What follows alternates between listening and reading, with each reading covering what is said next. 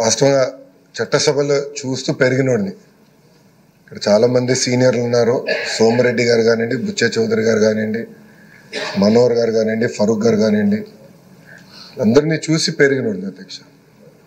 చిన్న వయసులో చట్టసభలు ఎట్లా నడుస్తాయి, చర్చలు హోరాహోరీగా జరిగేది, రాత్రి 2-3 వరకు కూడా చర్చ జరిగేది అధ్యక్ష.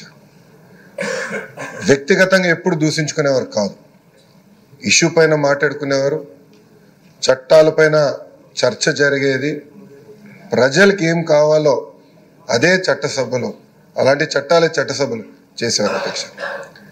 అధ్యక్ష, ఇది నాకు 2వ అవకాశం అధ్యక్ష. గతంలో కౌన్సిల్లో చేశాను, ఈరోజు శాసనసభకు వచ్చాను అధ్యక్ష.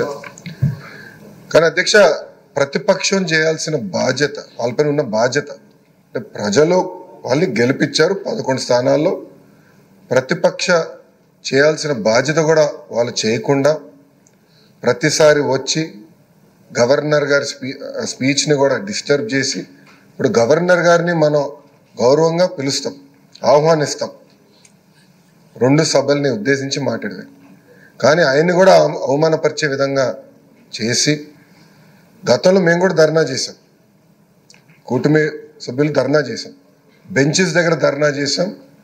ఏనాడు పోడియం దగ్గరికి మేము రాలేదు. గవర్నర్ గారు ఉన్నప్పుడు ఏనాడు పోడియం దగ్గరికి మేము రాలేదు. ఆ రోజు మేము చాలా డిస్కస్ చేసి గవర్నర్ గారిని గౌరవించాలి, మనం రాకూడదని ఉందాతన్నదో ఆ లైన్, ఆ లక్ష్మణ్ రేఖ ఏదైతే గీసాం మేము దాటలేదు అధ్యక్ష. అధ్యక్ష, నేను కూడా కొత్త మెంబర్ని, ఎస్పెషల్లీ అసెంబ్లీలో కొత్త మెంబర్ని అధ్యక్ష. రూల్స్ నేను కూడా తెలుసుకుంటున్నాం అధ్యక్ష. జనరల్గా మనోహర్ గారు ఇక్కడ ఉన్నారు, ఫరూక్ గారు కూడా ఇక్కడ ఉన్నారు, గతంలో స్పీకర్లుగా చేశారు. పార్లమెంట్ మనకి ప్రెసిడెన్స్, జనరల్ డిస్కషన్లో పార్లమెంట్ ప్రెసిడెన్స్గా తీసుకుంటారు అధ్యక్ష. అధ్యక్ష, directions by speaker of Lok Sabha క్లియర్గా ఉంది. దాంట్లో చాలా స్పష్టంగా 121(c)లో చాలా స్పష్టంగా shall have at least a strength equal to క్వారం fix to constitute a sitting of the house, that is 1/10 of the total number of members of the house. మీరే చెప్పారు అధ్యక్ష, ఇది ఉంది.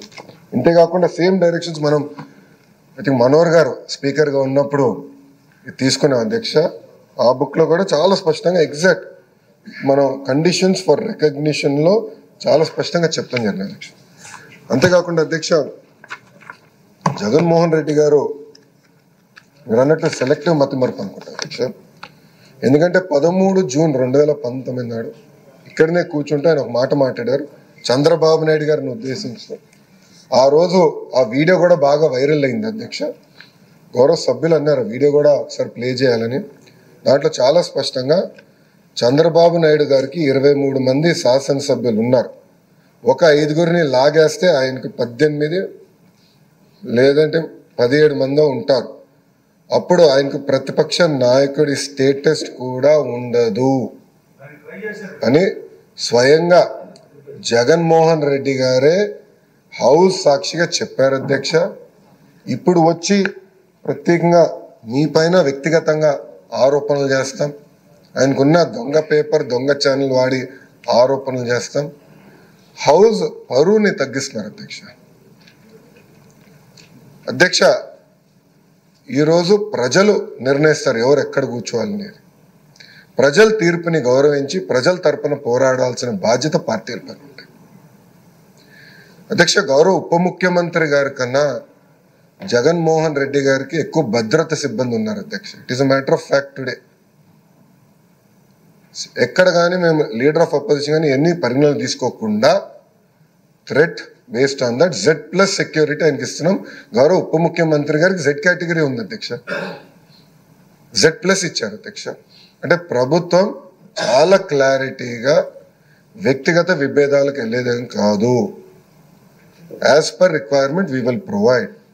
బట్ చట్టం చాలా క్లియర్గా చెప్తే, మీకు హోదా రాదు అని చట్టం చెప్తే హోదా కావాలి, చట్టాన్ని మీరు ఉల్లంఘించండి అని చెప్తాం. చాలా చాలా బాధాకరం. ఆయనకు అలవాటు చట్టాలను ఉల్లంఘిస్తాం, అది తీసుకొచ్చి ఈ హౌస్ పైన రుద్దుతాం. ఆ సాక్షి పత్రిక ద్వారా రాస్తాం. నిజంగానే చాలా చాలా బాధాకరం అధ్యక్ష. ఎందుకంటే సీనియర్లు ఇప్పటికే మనోహర్ గారు మాట్లాడారు, తప్పనిసరిగా దీన్ని సీరియస్గా హౌస్ అందరం తీసుకోవాలి. ఎందుకంటే ఇది ప్రాక్టీస్ కింద అవ్వకూడదు అధ్యక్ష. రేపు ఏ పార్టీ అధికారంలో ఉన్నా ప్రతిపక్షంలో ఉన్నా ఈ ప్రాక్టీస్ కరెక్ట్ కాదు. హౌస్ గౌరవం పెరగాలి, చర్చ జరగాలి, ఇష్యూస్ పైన హోరాహోరీగా చర్చ జరగాలి నేను ఆశిస్తున్నా. అప్పుడే మెరుగైన చట్టాలు మనం తయారు చేయగలుగుతాం, చట్టాలు కావాల్సిన సవరణలు తీసుకురాగలుగుతాం అని మీకు తెలుపుకుంటూ, మీరు ఏదైతే రూలింగ్ ఇచ్చారో అది అద్భుతమైన రూలింగ్ అధ్యక్ష. దాన్ని బట్టి భవిష్యత్ కార్యాచరణ గౌరవ మనోహర్ గారు చెప్పినట్లు తప్పనిసరిగా చేద్దామని మీకు తెలుపుకుంటూ నేను సెలవు తీసుకుంటాను.